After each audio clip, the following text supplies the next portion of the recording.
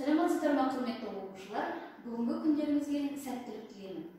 Жармұхамед орта мектебі коммуналдық мемлекеттік мекемесі 8-ші А сыныбында қазақ тілі сабағы бойынша сабағымызды бастаймыз. Еліміздің болашағы бүгінгі жас ұрпақтың қолында, жас ұрпақтың болашағы бүгінгі ұстаздардың қолында деп Назарбаев атамыздың сөзімен бастағым келеді. Бүгінгі біздің сабағымыздың тақырыбы көшпенділердің рухани мәдениеті, кідіріс және тыныс белгілері.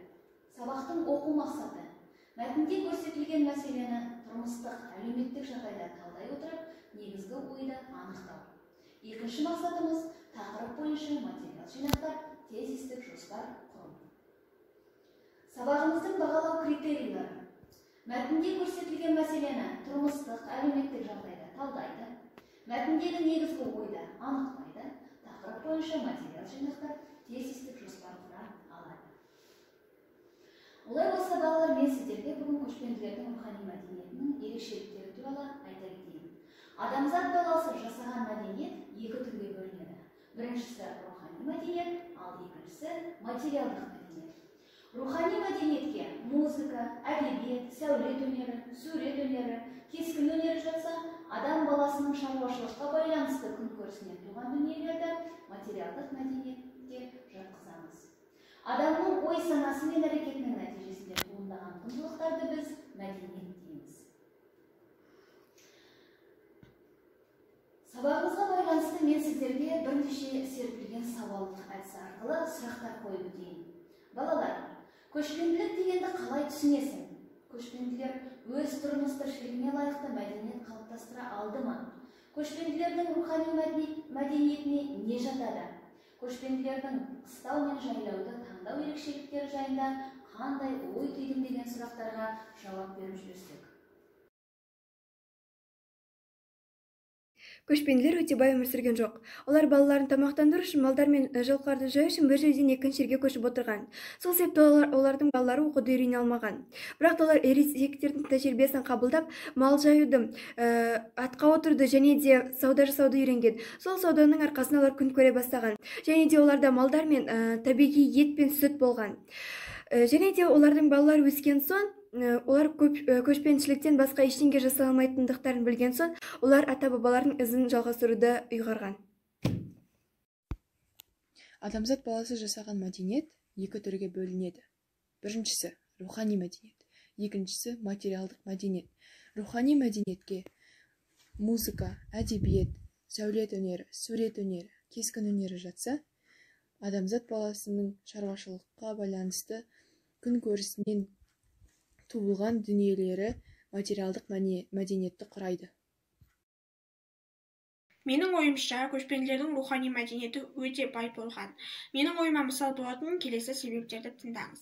Жалпы рухани мәдениетке келетін болсақ, рухани мәдениет дегеніміз сәулет өнері, сурет, музыка және де сондай тағы да басқалары. Ал көшпенділердің рухани мәдениетіне тоқтайтын болсақ, көшпенділердің рухани мәдениетіне мен жатқызатын ең басты затым ол киіз үй. Себебі киіз үйді олар өзіне баспана еткен. Олар көшіп қонып жүргендіктен оларға ыңғайлы болатындай баспана керек болған. Және де олар өздері киіз үйді ойлап тапқан, жасаған. Сондықтан мен ең басты зат ретінде киіз үйді аламын. Киіз үйден бөлек тағы да өздерінің тұрмыс-тіршілігіне керек. Мысалы, нақты тоқтала кетсек, бесік, ыдыс-аяқ және де сондай тұрмысына керек заттарды өздері ойлап тапқан. Және де мен осы мысалдарды себеп ретінде ала отырып, көшпенділердің рухани мәдениеті өте бай болған деп ойлаймын. Көшпенділер тұрмыс-тіршілікке лайықты мәдениет қалыптастыра алды ма? Көшпенділер тұрмыс-тіршілікке лайықты мәдениет қалыптастырған. Көшпенділердің материалдық мәдениеті көшіп қонуға өте ыңғайлы жасалған. Мұндай таза материалдық мәдениет үлгілеріне біз жиналмалы, жиып тыюға өте ыңғайлы киіз үйлерді, ат әбзелдерін ер-тұрман, теріден, ағаштан жасаған, қыш ыдыстарды және де басқа да тұрмыстық заттарды жатқыза аламыз. Жарайсыңдар балалар. Сіздер менің сұрақтарыма жауап бердіңіздер. Енді мен сіздердің берген жауаптарыңызға тағы да қосымша мәліметтер беріп өтейін. Көшпенділердің рухани мәдениетінің өз даму ерекшеліктері бар. Ол көшпенділердің тіршілік қарекетінің, тұрмысының ерекшеліктерінен туындайды. Кейбір батыстық зерттеушілер Көшпенділер өз бетінше мәдени құндылықтар жасауға қабілетсіз. Олар тек басып алған отырықшы халықтардың мәдениетін қабылдайды. Ал отырықшы халықтардың мәдениеті оларға өгей мәдениет болып қала береді дейді. Бұл мүлде қате пікір. Көшпенділер өз тұрмыс әрекетіне лайықты мәдениет қалыптастырған. Көшпенділердің материалдық мәдениеті көші-қонға ыңғайланып жасалған. Мұндай таза көшпелі мәдениет үлгілеріне біз жинамалы, шығып тігуге өте жеңіл киіз үйді, ер-тұрман, ат әбзелдерін, теріден, ағаштан жасалған ыдыс-аяқтар, бесігін, басқа да тұрмыстық заттарын жатқыза аламыз. Көшпелілер немесе көшпелі қоғам, көшпелі өркениет дегеніміз негізгі кәсіби мал шаруашылығы болып, күнкөрісінің көзі мал өнімдерімен тұратын, белгілі бір қалыптасқан жүйемен көшіп қонып тіршілік ететін адамдардың әлеуметтік, экономикалық, саяси қауымдастығы және өркениеті. Көшпелілердің көне кезде жазу сызуларына келіп тоқталатын болсақ, қазақ жерінде жазу сызу сақ дәуірінен бастап пайда болған. Оны 1960 жылы Ертіс өзенінің оң қанатынан табылған 4-5 ғасырларға жататын сақ дәуірінің марал сүйегінен жасалған тұмарынан оқуға болады. Ол тұмарда ақ марал, ақ сықын, яғни ақ марал деп оқылатын. Бұны зерттеген ғалым Алтай Аманжолов болатын. Есік өзенінен табылған алтын адамның қабірінің жанындағы тостағанда есік деген сөз жазылған тостаған табылған.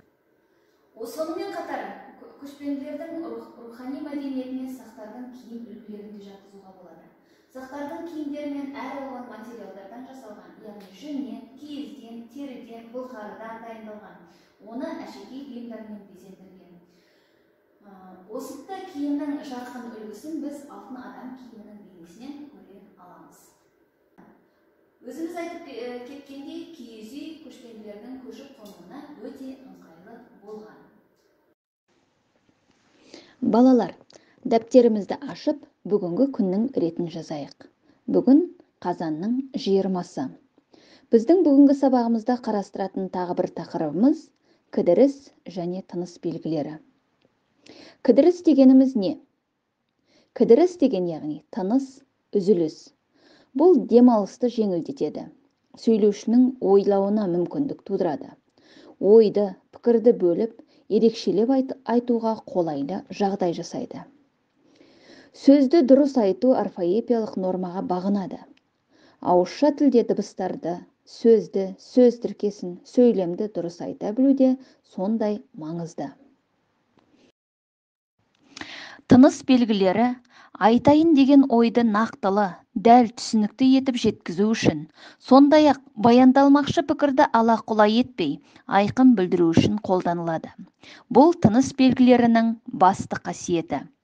Тыныс белгілер сөз тіркесі мен сөйлемдерді айтқанда немесе оқығанда тілде байқалатын кідірісті де, дауыста аңғарылатын әркелкі құбылысты да білдіреді.